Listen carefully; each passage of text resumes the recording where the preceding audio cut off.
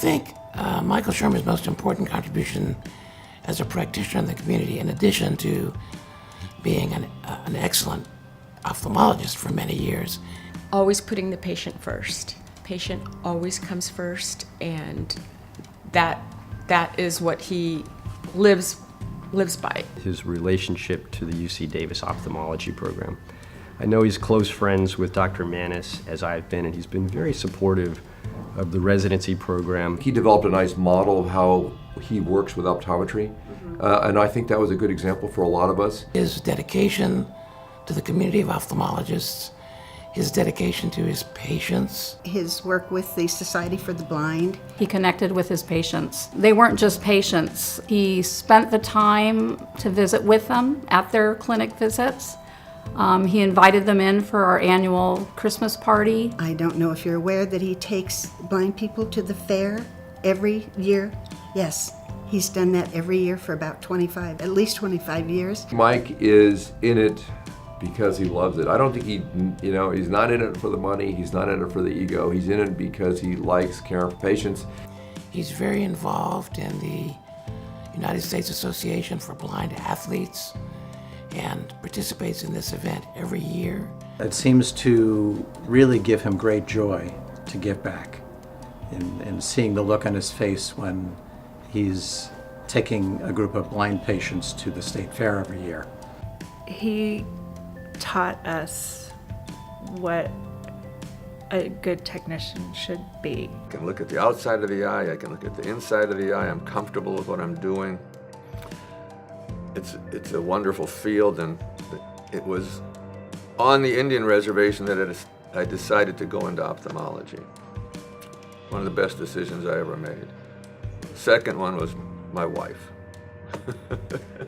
But he does have a wonderful wife that has been part of this practice too, so Shelley is a wonderful person.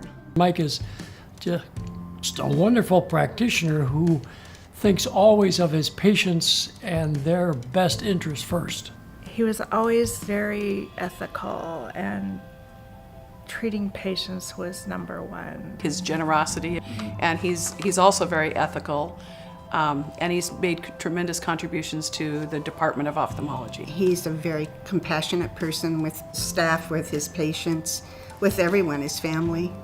Patients love him because he cares about them. He calls them. He worries about them. He would be the classic Jewish mother, worrying about the patient 24/7. He truly extends his expertise beyond his practice to provide care for the underserved. My favorite memory that I have shared with Mike. We used to have a patient Christmas party every year for several years. It has to do with food, and I don't know if you realize this, but Mike has a huge appetite. This guy can eat. I've never seen a skinny guy eat so much in his life. That I was invited to his 70th birthday party, which was a huge event and really demonstrated the outpouring of affection for him from family, from patients, from friends, and from colleagues. So his birthday party, he sort of focused on the state fair, and he had a variety of things that take place in the state fair. Like he had animals, he had games, he had a Concordia Elegance, and I took my Ferrari so he could have a few cars there. It was very nice. And he had some awards and things like that. He had some speakers. That was a big party. That was a very big party. But he has good taste in food, and one of his favorite restaurants is Famous Kebabs. And we frequently will go there and have a business meeting and have lunch. So my favorite memory is really having lunch with him at Famous Kebabs and ordering the half and half shish kebab. It's absolutely delicious. Most poignant memory is of him being a teacher and taking so much time and energy to train not only me, but all the people around him, because he knew it would only benefit him. And so the teaching moments are my best memories. Mike gave me a call one evening and said, "Frank?"